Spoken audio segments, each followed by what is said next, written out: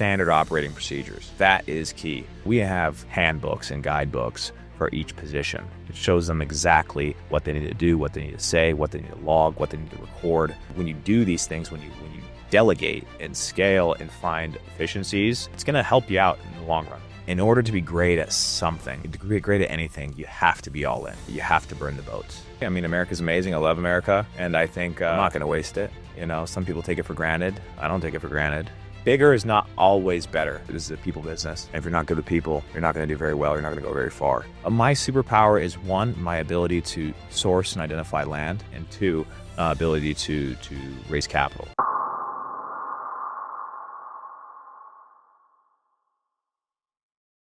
All right, welcome back to the Entrepreneurs Podcast. Today we have a special episode. You've never heard of this before. You've probably not seen this content ever in YouTube. You're probably not going to see this content after this because this person that I bring today has actually done something that a lot of people dream of and a lot of wholesalers actually dream of. And some people don't even think that this could even happen at all in the wholesaling business. And it's that this man right here that I have right now, he actually exited his business, his wholesaling business. And he ended up doing it in the best possible way. Very clean. There was no tears. Everything was, very good. Doesn't mean that things always go that way. And it doesn't mean that it's easy to exit a wholesaling business. As a matter of fact, my friend Rob right here, he moved from the Midwest to Miami. Now he's living his dream life, being able to move from the Midwest to Miami. I'm not saying the Midwest is terrible, but It's not that bad. It's not that bad, but Miami is much better. But you're able to cash in a good amount of experience selling an actual wholesaling business. Correct. And you were able to see everything from both sides. And now you're using that to get into multifamily. Correct. So like now you're in multifamily and you're getting into big projects, like big player type of thing. So what's up, man? How you doing, brother? I'm amazing. I'm always amazing. Never have to worry about me. I love that, man. I love your attitude. You became a client of us a few years or maybe months. Yeah, maybe a few years ago, yeah. Yeah. So you became a client and you started doing Facebook ads. Yes. You got some results. So you even have a YouTube episode with us, right? Where you explained how you did some innovation deals, how you were able to be so versatile in your business. And now, to be honest, dude, caught me off guard. But like, oh my God, this guy now, like you literally you literally called me one time and you told me you closed on your business and you were going to be moving to Miami. Right. And I was like, what the fuck? Was I part of this entire behind the scenes thing? Yeah, in a way I was, my team was, in a way like our system was helping you do that. But tell me a little bit more about you and kind of like what was this entire thing of you exiting a wholesaling business? Sure. So to be completely frank, getting into the business, I never planned on ever selling or building a company worthy of selling. To start, I really just started doing direct-to-seller marketing and looking for off-market deals at scale because I wanted to build a portfolio. So it wasn't necessarily like I was going to build this cash flow machine that was turnkey and ready for a new owner to step in. It was really, I'm going to build this machine that's able to source and acquire off-market single-family and small multifamily deals for my own keeping. So not to say we didn't do a lot of wholesaling. I mean, we were a 7-figure a year wholesale operation. Additional to, we picked up a lot of properties, over 100 properties we picked up and kept during the few years, the 3 years, less than 3 years, I was operating the business. So that's kind of how it got its start. And just the way things work out when you build something for yourself and for your own portfolio, you want it to be efficient and you want to delegate, you want to build a system, something repeatable, something you can track. And so naturally it allowed the business to become a true company with leadership, with proper management, and great team members.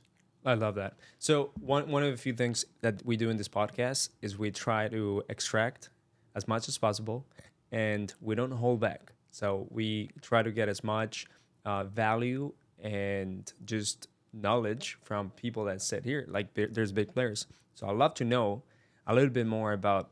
So in your wholesaling business, when you had it, how many deals were you doing per year? Like how was the health of that business at that moment?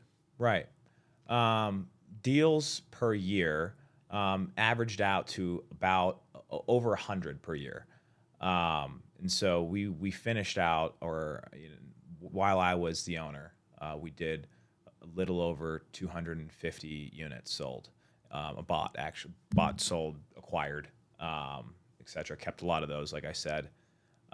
So it was very high volume. That's over 10 plus per month. And I'm happy to see that new ownership's actually broken that record, and they're at 16 contracts actively. So they increased it by more than 50% of what they used to have. Wow, that's pretty good. Right, very good. That's pretty good. We'll get to that point. What was your deal size in average when you had it? Yeah, I mean, so our average assignment fee, if you isolate the wholesale deals and novation deals, if you isolate the ones that were sold for income, was $29,000. So pretty good. Where the median home price is in the 250 range. So it was very healthy, and I think we catered to that because we were just very conservative, and we had an amazing acquisitions team. At the end of the day, we had a couple of great acquisitions managers that were able to really build great relationships with our sellers. We were very trusted in the market. They know us, they trust us, and they want to do business with us. They tell their friends, their family about us. We did all of our deals in person, and so that helped us a lot. We were local, right? We were the local home buyers and are still the local home buyers. From what I hear, you didn't sell a business. You sold a brand. Correct. So what was the brand called? Offerside. Offerside. Yeah. Oh, wow. So I'm getting a few things. So you sold the business to who? I sold the business to two operators. So they kind of formed a group to acquire the business because it was complementary to their current businesses. So one of them owns a pretty big construction company, as well as one of the biggest hard money lending companies in our markets. And the other one was a top performing broker, an agent. So he was selling a lot of flips for himself, right? So he was a flipper as well, doing a lot of volume, probably a few flips a month, selling a lot of flips for himself and for his clients. So they kind of partnered up and got creative with it to be able to both benefit equally off of this. And they've really done an amazing job and have taken it in 3 short months to some I wouldn't imagine. It's just once you have cheaper access to capital, cheaper access to labor, and reduce your selling fees, it's amazing how much spread opens up that allows you to offer more on properties, right? So that might equate to a $10,000 difference in offer amount. But you were only one operator. Right. So there are also more. Yeah, two. Yes, exactly. There's two. Yeah, two. Which so fair. Yeah, they have 100%. Of I mean, course. what you did by yourself, dude, it's pretty impressive. Right. But I think there's definitely a lot of value having a partner, and they have a pretty complementary partnership. They focus on different things, and So I mean, look, right now, I want to stay in the topic until, and then we can talk about like how you actually positioned business to be sellable. Sure. But so a lot of people, they don't even realize that they can build a brand, they can build a business behind the brand that powers this, and then ultimately give them the opportunity to move on, or I don't know, just like cash out, right? But people don't think that way, because I see people in the wholesaling space coming in as a side hustle and they never operate as a real business. But you operated as a real business and as a real brand from day one. Agree. Or how was Yeah. that? Yeah, it's exactly. When I started the business, I was actually a full-time student. But everything that I've ever done, and I think everyone should think this way, is that if you're going to do something, you should really do it to the max possible, right? Right. Figure out what the potential is, what the possibility is, figure out the market cap for whatever business you're in, and then position yourself to become the biggest and greatest and most efficient. Otherwise, me personally, I don't get satisfied knowing that there's more, whether it be more revenue or more growth, whatever the metric may be. You really want to know that what you're doing it the biggest and the best. And so that's kind of why. So it was, I didn't really think, okay, I'm going to build a sellable company. It was, I'm going to start doing direct seller marketing. I'm going to be the biggest. I'm going to be the best. Who's doing it the biggest and the best? What are they doing? I'm going to do it a little bit better and a little bit smarter. Let's talk about that real quick here. So back then, when you started to actually build a brand and a business, who were you following the most? Like, who do you see out there? But like, that person inspires me, pushes me to do the best, be the best. Were you a Grant Cardone fan? I watch his content. Okay. Yeah, I take a little bit from everyone. From everyone. I take a little bit. Who are the biggest players that you actually modeled? In this business specifically, I would say Jerry Norton is one of the, if you're starting out, one of the greatest people you can listen to, because not a lot of people think that this business is, you start spending money on marketing and the leads come in and you call them and you get the deal and the contract. It's not how this works, right? It's building a relationship. You're starting a friendship from scratch.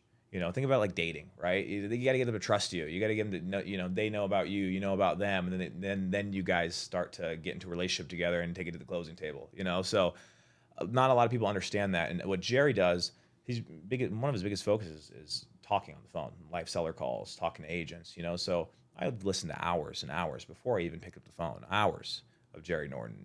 I'm talking about probably 24 hours of Jerry Norton on the phone, listening to how he spoke to sellers, to agents, and then understanding that this is a relationship game and a confidence game, and knowing how to use your words properly and build trust is the key.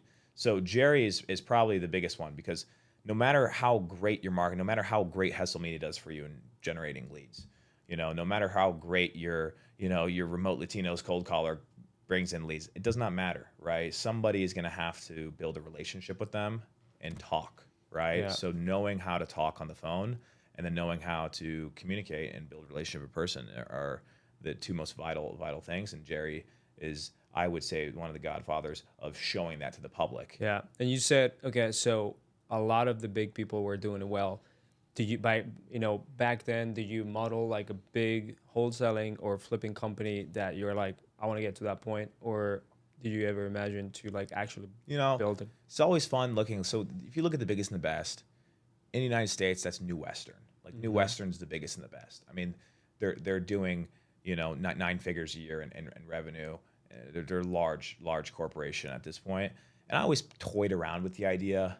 Then I always came back to like, it's a lot of volume that you have to do, a lot of a massive team, big responsibility, a lot of overhead, a lot of moving pieces to generate X amount of dollars or X amount of business. And then that's kind of, we can get to it later. That's kind of why I transitioned into development, right? And why I kind of phased out of the volume game, right? I think there's something to say of, putting a lot of focus and energy into larger, bigger tasks to receive greater outcomes. So that's kind of. But you know what's funny? So you're in the Midwest. Yeah. Your median home price $250K, right? Yeah. But you still had a high deal size. Yeah. Because we're conservative. Yeah. In a way, other people in your market, they have to do way more volume than you do in order to get to your numbers. Agree. They have to do way more volume than we do to get.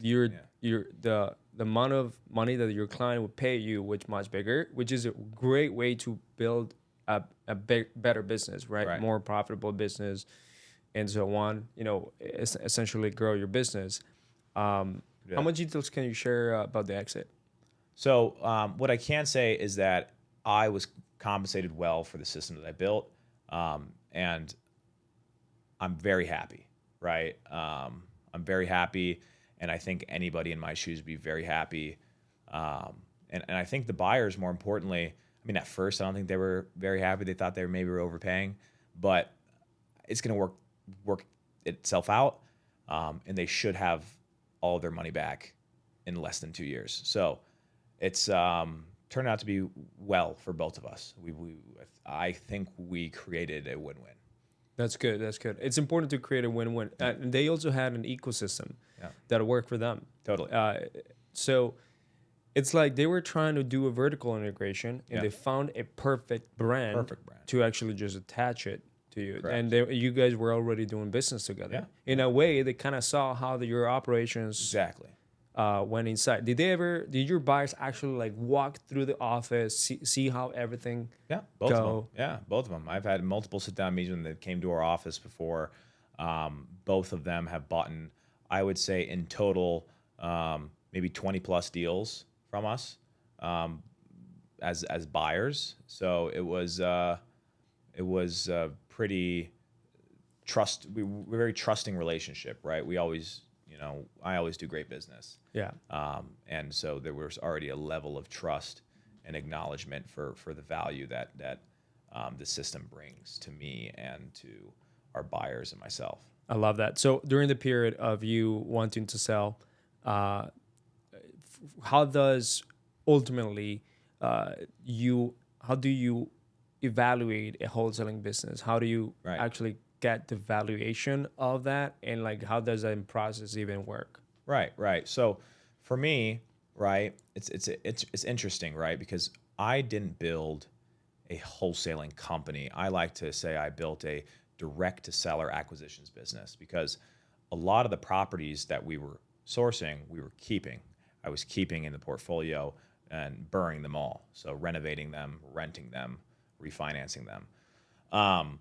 So it's not fair to only look at the NOI of a company, right? When we have so much paper equity that's being built, paper equity per deal, 2.5 times the average assignment fee, right? So all of that stuff, we kind of sum it up and really look how much value, right? How much net positive value is this business, this company going to create a new group or a new owner every year?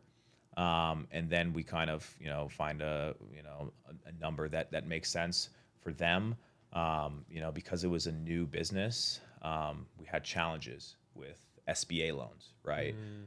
So it's difficult. That kind of rules out some financing options that are pretty valuable for buyers and for me, right? If I was able to get SBA on the business, I would have been able to get a little more for sure. How long do you keep the business? So we were operating for less than 3 years. Right? Yeah. So it was quick. It was a speedy run. I got in and I got out. That was it. 3 years is nothing, dude. Nothing, bro. I mean, come on. It's faster than people graduate high school. It's like that's not even a full Yeah. school sesh. So You sold a wholesaling. You started a wholesaling company, and you sold it not even 3 years after. Yeah. For a good amount. Yeah, very and good. you Yeah. went to Miami to live your life. That is something that a lot of people don't do. And I think that whoever listens to the podcast need to listen really clearly. It's not common, but there is reasons why it's not common. Yeah. Right? Okay, so you got into the game. You also built a portfolio. Do you sell that portfolio with it? No. I only sold the business. So, Okay. I only sold the leads, the system, the processes, our SOPs, our team. That's all that got moved. So all the assets stayed, and I'm planning never to sell. And so you were running with us some ads, some leads, but tell me a little bit more about how you set up the infrastructure of your business. Right. At the moment that you needed to sell. Like, how was it? Was it in office? So we were in office, right? Okay. What's the biggest thing I would say when you're talking about infrastructure is standard operating procedures, right? So that is key. And so, and I didn't even do this to sell the business. These are already done. So we have handbooks and guidebooks for each position, right? It shows them exactly what they need to do, what they need to say, what they need to log, what they need to record, at any given moment in the pipeline, right? And at any stage the lead is in the pipeline, a question should be able to be answered by looking at this guidebook. And the reason I did that was because I was just trying to work myself out of the business, right? There's a lot of moving parts. It's a high volume business. And if you're caught micromanaging every deal, you're not gonna be able to do volume. So it wasn't necessarily to build it to be, a sellable business, but inherently when you do these things, when you delegate and scale and find efficiencies, for yourself to benefit, it's going to help you out in the long run when you go and look to sell, right? And then you have an actual company that operates with teammates that know exactly what they need to be doing and why, without your input. So I kind of transitioned into that overseer role, and that was the goal from the beginning, right? I was the one making the calls at first. I was the one going to the houses at first. And the last year, I couldn't tell you a house that I walked through or a seller that I talked to, So we really found a way to pour into our people, and I focused on what I knew best, which was operating a system and making sure the machine moved. Where'd you learn this? All of that? Did you get educated by someone? Someone mentored you? Or you just modeled? I thank God every day. I thank God every day. No, I mean, I think I've always had a knack for building things and being efficient. I hate waste. I hate wasting time. I hate wasting money. And I love to see a project through and through. So it's got to be done the right way. It's got to be done the most efficient way. And there's fruits for the labor at the end of the road. So back in university, when you were in the dorms building this business, right? Because you built it while you were in college. Yeah, while I was in a college. college student built a multi-7-figure business and sold it. Yeah. That's crazy. So you were that, a guy that ultimately had everything in order. Like, were you a book smart person? Yeah, I had a 4.0. 4.0? Yeah. No fucking way. Yeah. Is like, look, Persian people are well known for being smart as fuck. They don't. It's just because my parents forced me. That's why. So I think my parents for that discipline, because there's no other choice. Yeah, because you come from Iran. Yeah, right? yeah. My parents are highly educated, and education is very, very important, especially being first gen in America. Yeah. It's like it's kind of like a trophy that you want to carry with you. Yeah. But Persians are usually paying cash everything, right? Yeah, totally. They don't like financing. Yeah, totally. But financing is helpful in real estate. I will say that. Oh yeah, it is. Necessary, not helpful. Necessary. It is necessary. Yeah. Cool. So let's get into a little bit more personal stuff. Like, dude, why did you even sell? Honestly, I needed to move to a bigger market. That was the biggest reason. Is I needed to get out. I needed to move to a bigger market. Excuse me. And the Midwest just wasn't right for me. It was either Miami, LA, New York City, DFW, and I think Florida, South Florida specifically, has a lot of positive tailwinds, and a lot of growth, and very pro real estate, pro development, pro business, tax friendly. And so for these reasons, I thought, let's make the move sooner than later. I thought it was gonna be later on in my life that I was gonna kind of make the jump, but my time is ticking. The clock's ticking, and this motor that we have inside of us, we don't know when it's gonna go out. I hope it never goes out. So while we're, I don't think I'm in my prime yet, but while we're gearing, we want to be prime for as long as possible in the right place, right? I would hate to be prime in the wrong market. Right. Yeah, but you still had options. You could have run it, from here. Sure. I could have ran it remotely. You're right. That was something I considered. I considered doing heavily. Actually, it was a big back and forth topic. I talked to a a lot of my mentors and friends and people whose opinions I respect. And I came to the conclusion that in order to be great at something, right, to be great at anything, you have to be all in, right? You have to burn the boats. And that's why I was great at the direct-to-seller business. That's why OfferSide became OfferSide and grew so Which fast. is a great brand name, by the way. Right, and that was a key. I didn't want to be an XYZ home buyer or a Joe Schmo home buyers or whatever they name them. I wanted it to be a standalone brand, which it is now, and it's very memorable, recognizable, and I hope it's around for decades to come.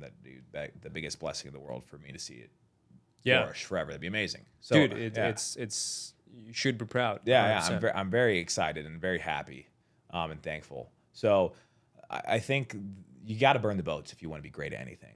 And for me, moving markets, right? Moving to Miami, focusing on workforce housing. So I would focus on ground up multifamily development. Real estate, sure, but it's not the same. And there's so many avenues and paths and verticals and parts of the pipeline you can fit into, and parts of the capital stack you are gonna be involved in, that you really need to go all in on whatever sector, market, and vertical you're in. And so that's why I said, you know what, I'm going to have to pass the torch off, and I'm going to have to go all in. And so that's what happened, and now I'm all in South Florida, and I won't even look at a wholesale deal if it gets sent to me anymore. Even if there's 10, 20, 30, 40, 50,000 to be made, I won't look at it, and I will forego the profit today for the focus. So I love that. That's necessary for it to be great. I love that. I love the mindset. You're young too. You're like what, 25? 24? Yeah. Dude, 24 with the mind of a 42. No. We got a lot to learn. You know that one of the biggest mentors of everyone that is watching right now, he's also essentially Persian, right? Hormozy. Yeah.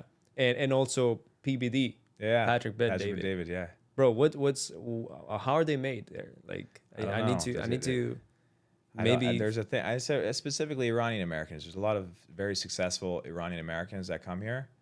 I think that I think we're just so amazed with the amount of opportunities there are in this country. I mean, America's amazing. I love America, and I think I'm not going to waste it. Some people take it for granted. I don't take it for granted.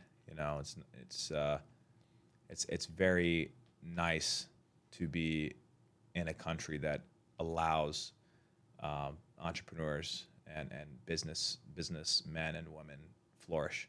Yeah. Let me ask you this. Did you really like the wholesaling model? I did. It was very nice. It's a lean model, right? It's very efficient, scalable, minimal risk, and you're flexible, right? Once you get the contract, you can do a variety of things with it, right? So getting the contract at the right price, you can go multitude of ways with it. You can flip it, you can keep it, you can wholesale it, you can do a bunch of things. So the model of tying up properties that are off market, below market value, on flexible terms is just a dream. Anyone would want that. Anyone would want a piece of paper sign that says I have control over XYZ property for 30 days. So that's the beauty of the model, and it's just it's great. It's great. That's good. How was the team built? And tell me a little bit about the systems that you ended up building over time to get to the point where you were doing multiple seven figures, and then ultimately being able to sell automated, fully automated. Sure. So starting out, like I said, I was the cold caller. I was the door knocker. I was the whatever. I wanted to learn it, right? Level one. Yeah, level one. You wanted to learn it, and then it came, and I go, okay, this cold calling sucks, right? Let's hire a cold caller. Okay, cold calling's working, great. Let's hire another one, and then let's hire another one. Okay, wait, calling's good. I think we're maxed out on calling. Let's go to texting. Okay, let's start texting. So hire a texter, hire another texter, and then it's like, okay, this is going great. This outbound stuff's going great. Let's start doing inbound channels, right? Let's start spending money on mail. So then I kind of analyzed what kind of mail pieces were being sent in the market. And at that point, what would be the revenue that you would seek, or how many deals? I would say probably be doing 50 to 60K a month, on the. Is that more level 2 outbound. now? Yeah, we're on level 2 now. We're doing Yeah. the outbound stuff. Now level 3 is inbound, right? So when you want to start really reinvesting, because inbound's more expensive, right? You're running, either you're running PPC ads, Facebook ads, you got hefty management fees, that are obviously worthy. You're sending out direct mail, and so these channels are pricier. They require more investment, but it's not like your cost per deal is going to change dramatically. So then I started buying a lot of mail. We got up to, we were sending out almost 30,000 pieces of mail a month. Which it adds up. It really adds up. We were doing PPC. We added Facebook. So we had pretty much every channel running except for RVM, and we were spending over $30,000 a month on marketing. Every paid channel. Were you guys doing any organic or word of mouth? Well, we would get referrals. Yeah, we'd get a lot of referrals from agents, right, in the area. So we would, Because of the brand. yeah, we would, yeah, they would refer to us. Some people would get our cards and in the mail, and then maybe refer to a family member. So we would get a lot of people who actually didn't receive the mail, but were told by like a neighbor of some sort. So we did all that, and we built it up. 2 acquisitions managers, 2-3 lead managers, and a big outbound team. And then from there, I kind of evaluated, and this is kind of, I don't know, this could help some people out, right? Bigger is not always better, right? And I realized that when I was managing, a dozen people, it was time consuming, and the profitability was kind of tightening, and I noticed, I said, okay, how can I spend less time and get more output? And then I look at all the channels. I look at the, what's performing best, what's requiring little amount of time and overhead and coaching and management. And that was our inbound channels, excuse me.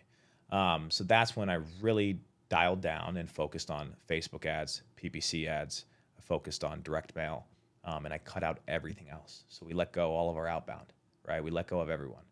And it was a positive change, I would say, because we just shifted our mindset a little bit.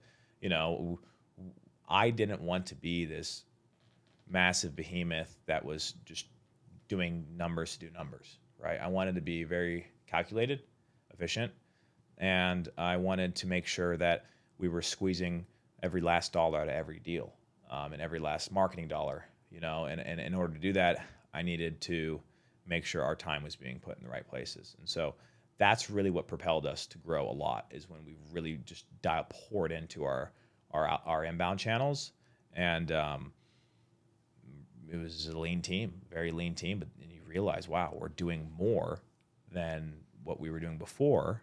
When you look at the bottom line of the business, without 5, 6, 7 people that are gone, so that was very, it's a good lesson that sometimes efficiency, sometimes more people isn't always better, right? You need the right people doing the right things and spending the right dollars in the right places.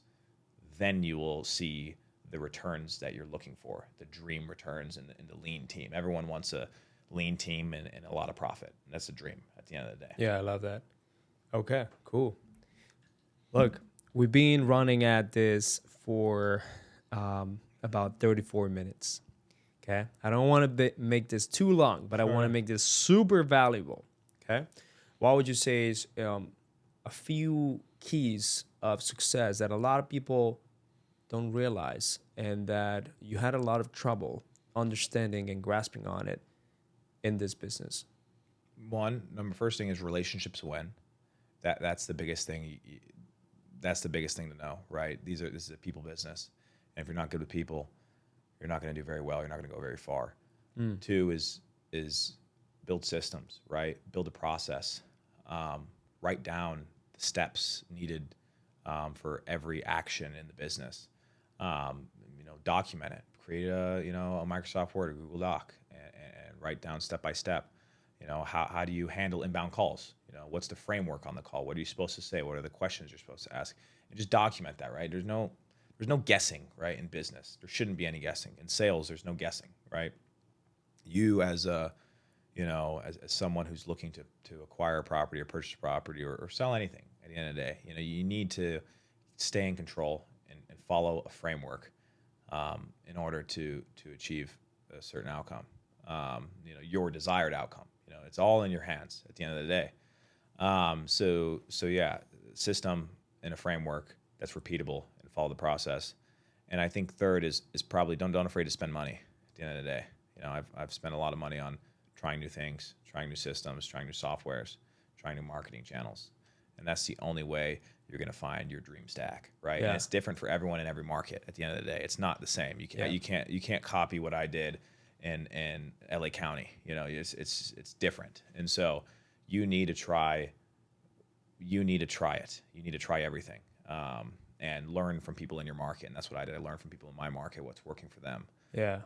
To save myself time and money, right? Because you don't want to waste money, obviously. But that's what I would say. And now in the new business that you're going in, which is more of a commercial side, I'm only going to assume that the first thing that you said, which is like learning how to build relationships, because if you do it wrong, it will hurt you, your reputation, your also the deals that you do and that you don't do. Why was it a challenge? Why was it a challenge before? Was it always a challenge, or was it something that you were really good at? Something that you had to learn? I think I'm great at building relationships. One, because I'm honest, right?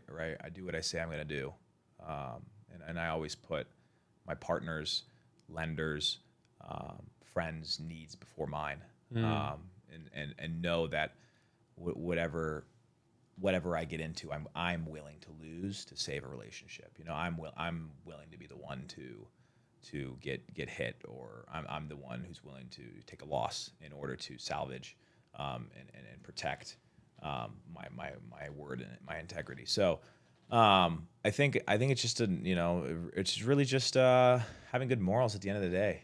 I'm not greedy. And if you're not greedy and you have good morals, you really can just build authentic relationships, and people can see right through it if you're not. I think the people that do business with me like doing business with me because they understand that I'm aligned with them, and that's important. What are they looking for? What are their needs? And just do the right thing, and work your ass off, and relationships come easy that way. Now, this part. I want to dive a little bit into the into commercial. I was gonna say e-com. So now doing the commercial buildings, you're a developer now. Yeah. Okay. Wow. That's a crazy jump. Wholesaling, holding some properties, single family, maybe some small multifamily. But dude, now you're developing in Miami. One of the hottest markets, expensive as well. Yeah. And it's so different, right? The audience here is different. like the people here are just different. Like Miami, first of all, is like Latin America extended. So tell me a little bit more about that. Like, what are you trying to do there? And I mean, who are you trying to attract? Yeah. So I focus on workforce housing. What that means is multifamily communities for working class people. These are people making between 80 and 120% of the area median income. These are your firemen, your teachers, so it's not subsidized housing by any means, but it's for the missing middle. It's kind of a term that's coined to kind of emphasize, there's people out there that make too much money to qualify for subsidies, but don't make enough money to afford Class A rents, right? So there's that gap that South Florida specifically, nearly 100,000 units shortage in South Florida, in the Tri-County, Palm Beach, Broward, Miami-Dade. So there's I hope not an infinite gap, but it looks to be that way. And so Florida has passed some amazing legislation to supercharge the development of this segment specifically, to bring that 100,000 unit gap down. And so I am doing my part to bring that number down, and provide clean, safe, attainable housing for families in Florida. Nice. So What's the name of the brand? So I'm actually joined a partnership. So I have two partners. I've been coming to Miami on and off for a while now, because I knew coming into a new market, you need a local partner. Development's a very political business, very local business, right? You're dealing with cities, counties, and it's necessary that there's someone here that has those deep-rooted relationships to do it successfully. So I met a couple of great partners that were great friends. We became great friends and kind of became partners. How did you meet them? I met them at a conference, actually. I met them at a Real Deal event. So Real Deal is commercial real estate news. I think I heard. News source media company. Big, right? Yeah, very big, largest. So met them there, and they've been in Miami for well over 3 decades now. So that helps. That's a lot. Yeah, it's a lot. So that helped me. So that helped me bridge the gap, and it's the people, right? I wouldn't be able to do any of this or make this jump without them. Are they much older than you? Yeah, I would say so. Much older. What's your superpower in this partnership? My superpower is, one, my ability to source and identify land, right? And two, ability to raise capital. So that's kind of the value I bring is the deal and the money, which are some of the most important aspects of development. Obviously there's a million things in between that is very difficult to manage, and it's a lot of moving parts. So the lead generation and the negotiation. Yeah, I would say so. It translates, so it's translates. So I didn't, I have, you understand kind of what you're good at and what you like to do and where you like to be in the deals.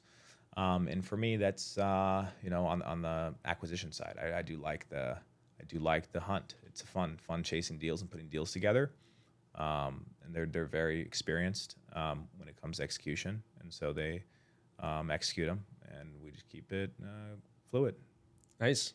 Yeah. All right, man. So I'd love to have you in a second potty episode. Sure. Whenever you have already, built the next tower in Miami called June 6th, we're breaking ground. the Rob. Yeah, the Rob. I don't know if I'll call it the Rob. I might call it the Esteban. Yeah.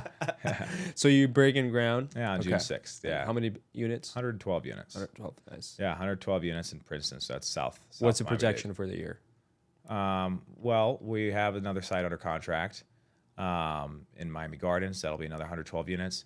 And then getting another site under contract this week. And that'll be big project, probably 350 units. Nice.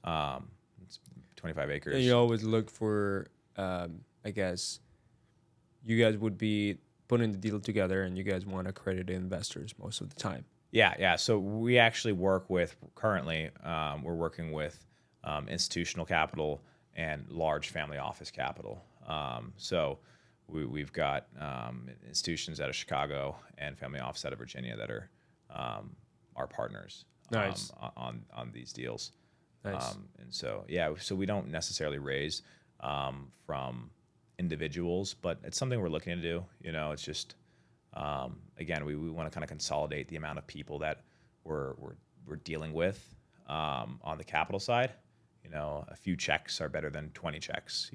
It's managing these relationships, reporting and investor relations is a business of itself, So we try to.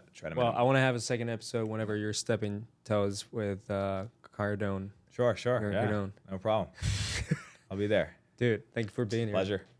And we're also gonna have you in Cyber Talks, so that's gonna be another cool episode where we're gonna go drive around and drink a coffee, and then you'll tell us more secrets. That'll be fun. If you guys love this episode, don't forget to subscribe to this channel and leave us a review. This is in Spotify, iTunes podcast, Apple Podcast, right? And Audible, YouTube, whatever you saw us, tell us how you liked it. And if you got any value, definitely drop a like. Tell us what else you want to hear, and follow Rob. Where can you be found? You can find me on LinkedIn. Rob Coram, last name Khorram. He graduated from Instagram to LinkedIn because now he's like powerhouse. That's what we do. If they give you the LinkedIn, hey, they're in the major leagues.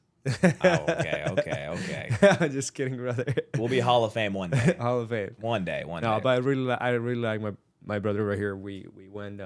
Was it paddle or Pickleball. Was pickleball, and yeah, now we're great buddies. And if you guys like this episode, I'll see you next time.